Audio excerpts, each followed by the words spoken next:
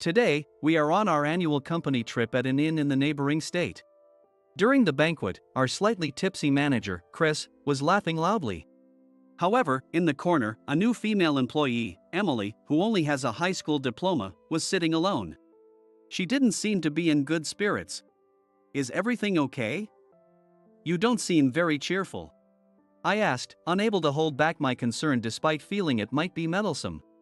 Emily, with tears in her eyes, said, "Chris told me that if I don't have a college degree, I'm not a real employee and should go home." Chris was saying such things again. Chris was a master at looking down on people and constantly saying terrible things. I had reached my limit.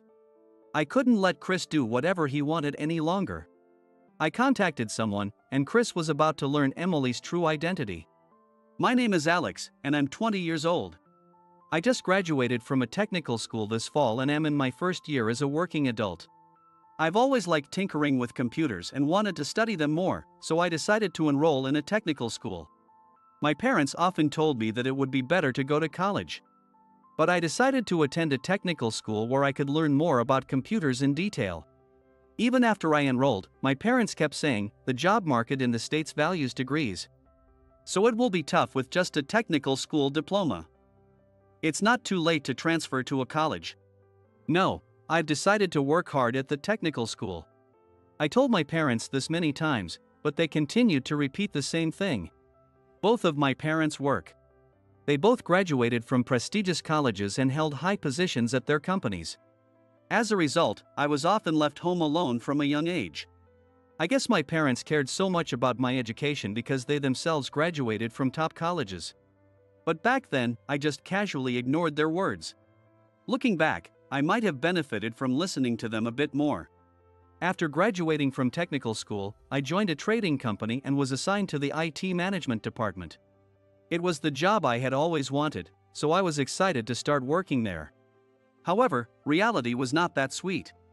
On my first day, I nervously approached the door of the IT management office. Then, a woman in a brand new suit called out to me from behind. "Are you the new employee?" "Yes. My name is Alex, and I'm assigned to the IT management department starting today," I replied energetically. Then, the woman looked somewhat relieved. "I'm also a new employee. My name is Emily. It's reassuring to have another new employee. Looking forward to working with you," she said. Her friendliness made me smile as well. It felt reassuring not to be alone. "Let's do our best together." "Yes." Emily and I entered the office. Suddenly, all eyes in the office turned towards us. The atmosphere in the office was tense and a bit intimidating. As I was overwhelmed by the atmosphere, a large man started walking towards us. Tisk. Both Emily and I were startled. As soon as Chris saw our faces, he clicked his tongue in disapproval. While we stood there in shock, Chris began to say something surprising. "Why does the IT department always get low-educated people like you? What is HR thinking? Low-educated." I couldn't believe my ears. I had never been insulted like this by someone I just met. Emily was equally shocked. "I'm Chris, the manager of the IT department. Since you are assigned here, do your best for the department. I won't tolerate any mistakes." Chris didn't give us time to introduce ourselves before he sat down and told us to get to work. "Understood. I will do my best," I said and went to the desk I was shown, but Chris's insults kept coming. "You low-educated fools need to work harder than anyone else here. Another disappointing batch of new hires this year, what a shame." I could only sit at my desk, staring down. Then, a senior employee, Mike, sitting next to me, spoke up. "Chris always treats those without a college degree like that. I'm one of those people too. Don't let it get to you. Let's work hard." Mike whispered kindly to me, looking around to ensure no one else heard. "Thank you. I feel like I've lost all my confidence. I'm also a technical school graduate, and I'm in my second year here. If I can manage, so can you, Alex." As Mike and I were talking, Chris approached us from behind. "Are you low-educated guys bonding? Here, this is your job, data entry. Don't mess it up." Chris handed me a large stack of documents. Mike looked down, avoiding Chris's gaze. Yes, understood. I received the materials and, as instructed by Chris, started typing them in. Once Chris left the office, Mike looked at me. I'm really fed up with Chris. He's always belittling me for not having a college degree. I want to work hard and someday prove him wrong, Mike said with determination. Mike's eyes were filled with resolve. At the end of the workday, I was ready to leave. My first day was nothing like I imagined and had left me exhausted. I wanted to head home early and rest, so I hurried out of the company. But then I saw Emily. She was holding a large stack of documents, heading somewhere. Emily? Aren't you going home? I'm supposed to shred these documents as Chris told me to, she said, moving frantically. Emily was about to head to the copy room alone. I couldn't just leave her alone, so I accompanied her to the copy room. Sorry for dragging you along. This is something I should be doing by myself. It's impossible to shred such a large amount of documents alone. You're an important colleague, and I wanted to help. Emily looked like she was about to cry. Then she said something surprising. Maybe I shouldn't be working here. I love working with computers and wanted this job, but as a high school graduate, I can't be useful to anyone. Chris also said high school graduates are useless. Chris said that? I was confused by Emily's words. It was shocking enough that Chris called us useless, but it was even more absurd to label us that way on our first day. Seeing Emily so sad, I couldn't help but speak up. Emily, if you don't mind, would you like to have dinner together? Emily's eyes widened in surprise. I had never gone out to eat with a girl before. Though I was exhausted and wanted to go home, I couldn't leave Emily feeling down, and I wanted to talk a bit as fellow new employees. You want to eat with someone like me? She asked, sounding unsure after a day of harsh words from Chris. Of course. I'd like to chat as fellow newbies. Hearing this, Emily nodded happily. After finishing the tasks Chris had given us, we headed to a nearby stylish restaurant. Once seated at the counter, Emily looked excitedly at the menu. I've never been to a place like this before. It's exciting. Maybe it's because I get excited over things like this that Chris calls me useless. Emily stuck out her tongue and made a playful face. I shook my head. I don't understand why having just a high school diploma or graduating from a technical school is seen as a problem. I don't get why anyone would call us useless. Emily nodded in agreement. Since neither of us can drink alcohol, we toasted with juice. Emily quietly enjoyed the food at first, but then she started sharing her past. Actually, I was often sick and couldn't attend high school regularly. Because of that, I had to give up on going to college, she said, looking down. She seemed to regret her past. Looking at her, I said, I didn't go to college, but I have no regrets. I believe you have many qualities that Chris doesn't see. You should have more confidence in yourself. I said this while taking a bite of the grilled chicken in front of me. You're right. I won't let Chris get to me. Let's work hard together. Emily seemed to regain some confidence and smiled. From there, we shared stories about our past, talked about celebrities, and had a lively conversation. But then, the person we least wanted to see walked in through the restaurant entrance. Well, look at that. The useless duo having fun together. It was Chris. He had brought some of his highly educated subordinates to the restaurant. Emily couldn't even look at him and stared at the floor. Good evening. I greeted Chris, still surprised. But Chris ignored me and laughed. I don't want to talk to low-educated folks even outside of work. And walked to the back. The other customers there looked at Chris with disbelief.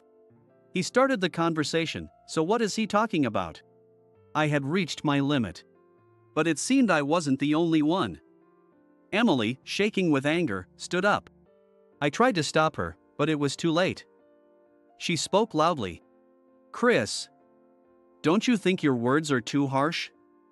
I might be a useless high school graduate, but I'm a human being. And it hurts to hear such things.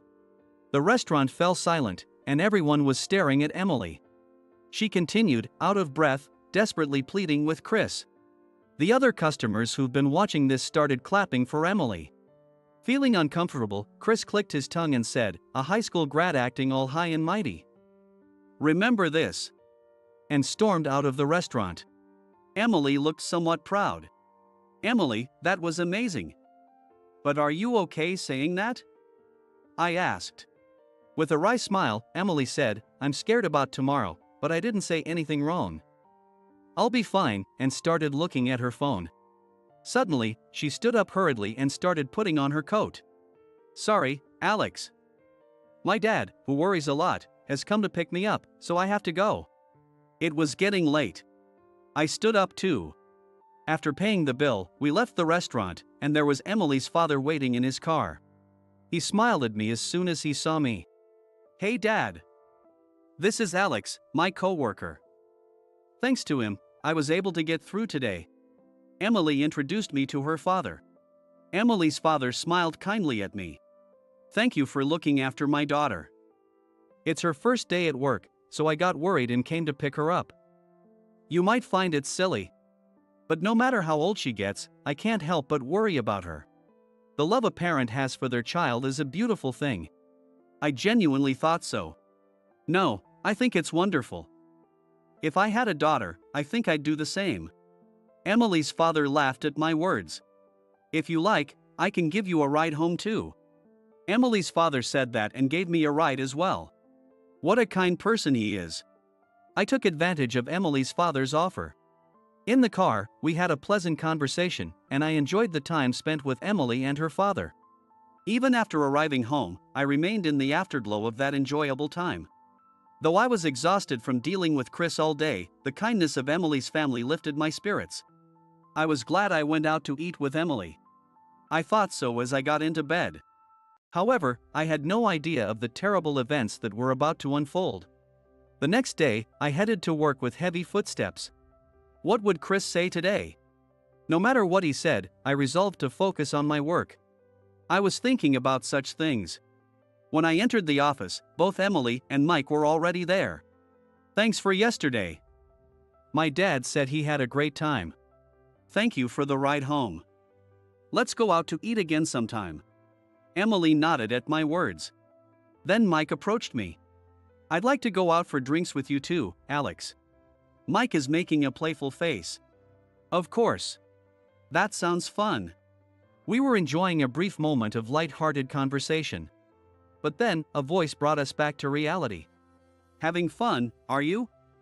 Must be nice to slack off first thing in the morning. We quickly returned to our desks. It was still before work hours, so there shouldn't have been any problem with chatting. Chris seemed determined to belittle us.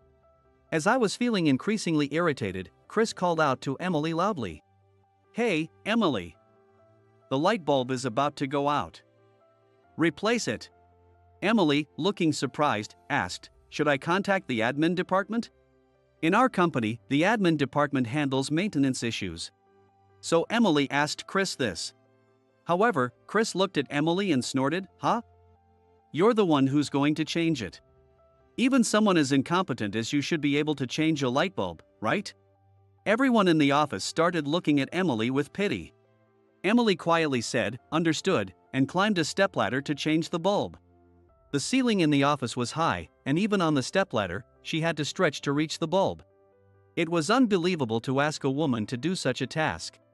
I couldn't take my eyes off Emily, worried as she precariously reached for the bulb. Then, suddenly, Emily slipped and almost fell off the stepladder.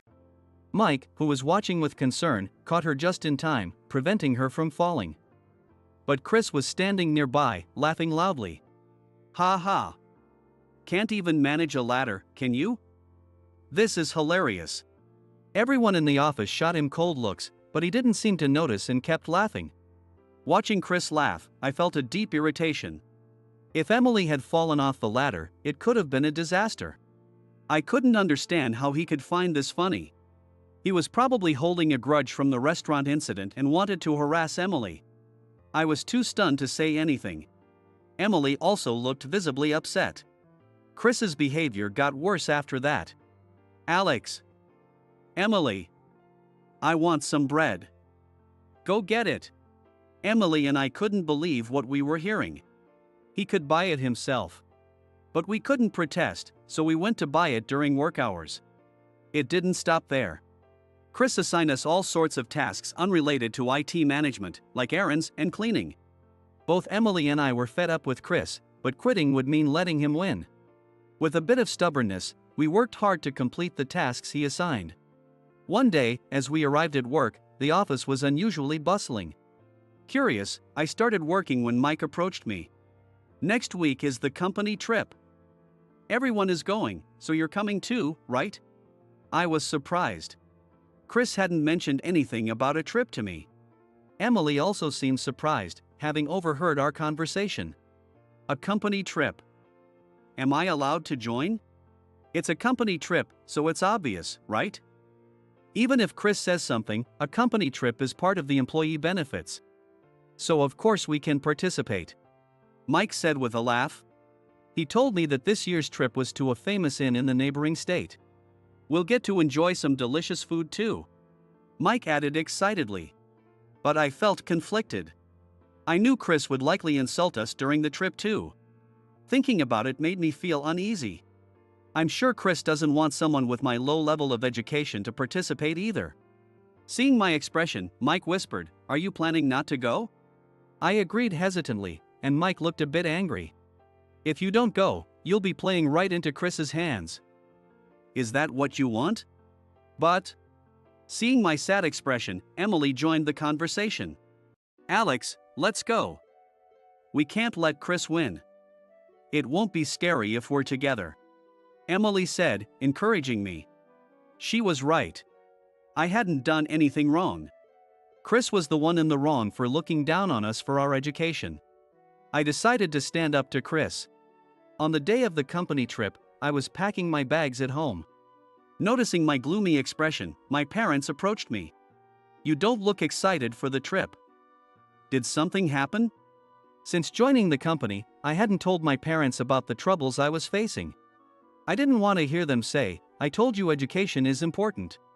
But seeing their worried faces, I couldn't keep it to myself and told them everything about Chris. To my surprise, my parents listened to my story with genuine concern. "I can't believe someone like that is a manager." "That's right. But people like him will get their comeuppance. You should just enjoy the company trip." I was overwhelmed with gratitude. My parents, who had always been fixated on academic achievements, were now supporting me wholeheartedly. "You can always talk to us. If anything happens, don't hesitate to ask for help." My father said that to me. I realized I wasn't alone. Feeling thankful, I left the house. The company trip started with everyone gathering at the office before taking the train. Emily and Mike were already there. But Chris was nowhere to be seen. I hoped he wouldn't come, but that hope was quickly dashed. "Sorry, I'm late."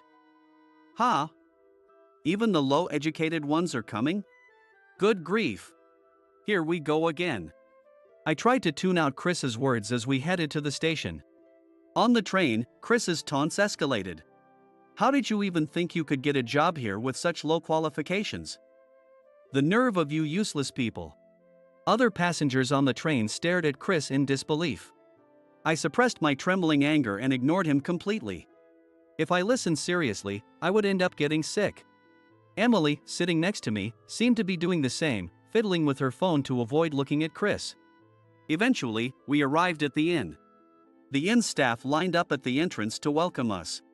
I'm sharing a room with Mike.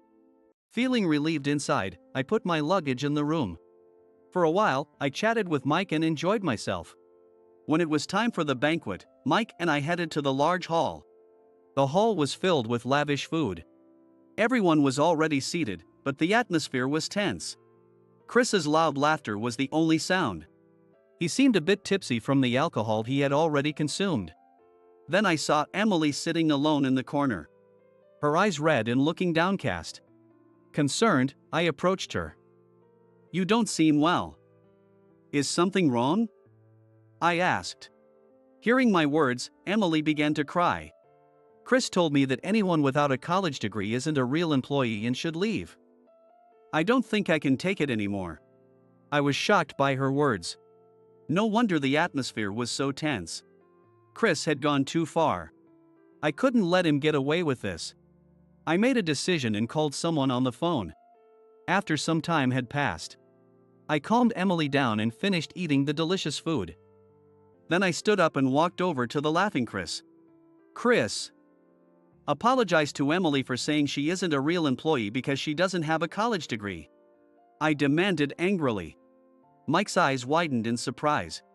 Chris looked shocked, then started laughing again. Why should I apologize? I was just stating a fact. Do you think you're some kind of hero? Don't you realize that some people can't go to college because of their circumstances? Chris clicked his tongue. Excuses, excuses.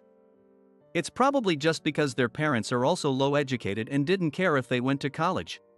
I'd love to see what their parents look like. Insulting someone's parents was beyond belief. Who did Chris think he was? Just as I was about to shout in anger, the sliding doors of the banquet hall burst open. You want to see their parents, do you? I am Emily's father. Emily's father had been listening to everything and was furious. Dad!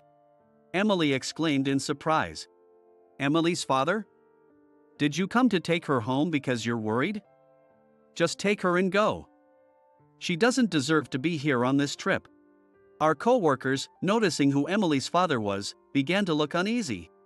And they are desperately trying to convey something to Chris. Chris, this man is... But Chris was already drunk and didn't notice. Fine.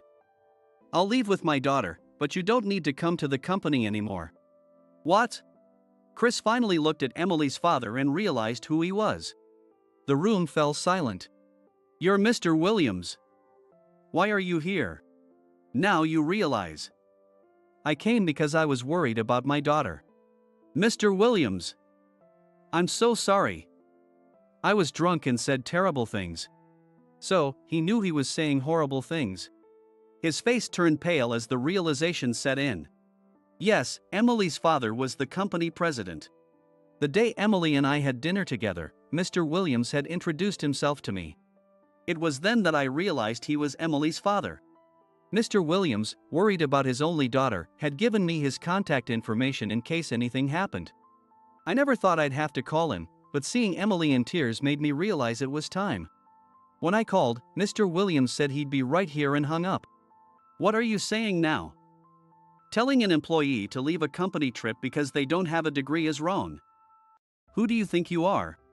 Hearing Mr. Williams's words, Chris is completely looking down.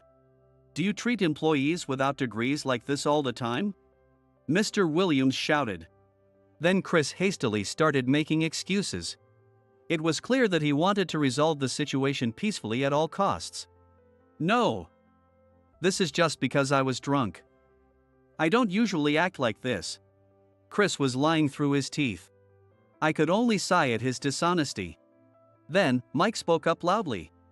Chris always treats non-degree employees like this, even at work. Mr. Williams's face grew even redder with anger. Chris, if you like degrees so much, let me tell you something. What?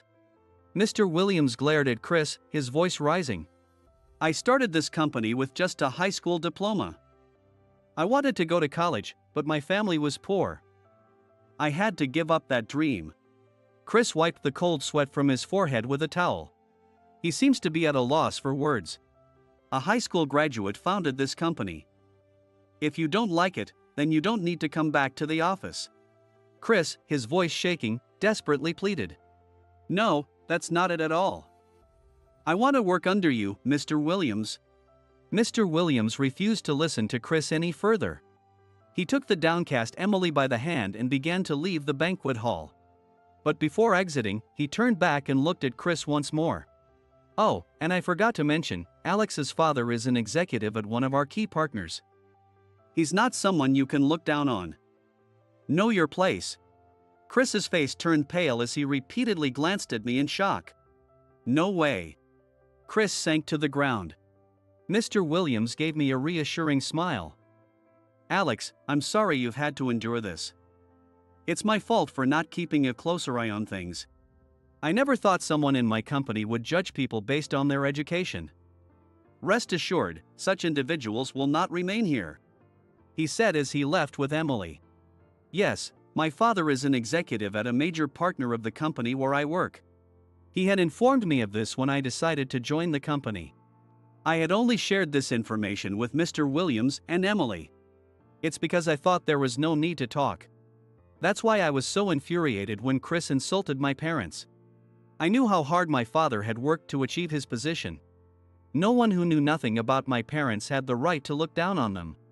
After Mr. Williams and Emily left, the banquet hall fell into a heavy silence, and the event ended quietly.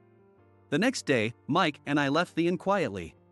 Following through on his promise, Mr. Williams fired Chris for his inappropriate behavior.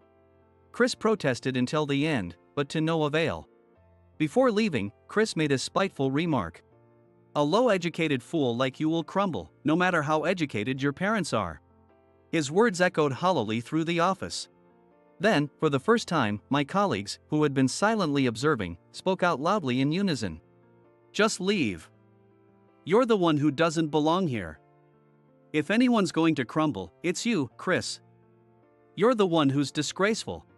Chris turned bright red as he stormed out of the office. Everyone clapped as he left.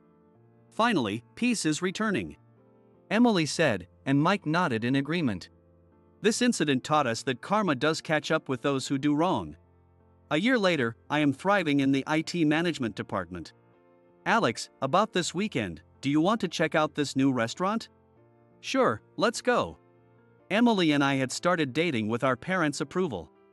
I never imagined our relationship would develop this way, but thanks to Emily, my days are filled with joy. Someday, I hope to build a wonderful family with Emily.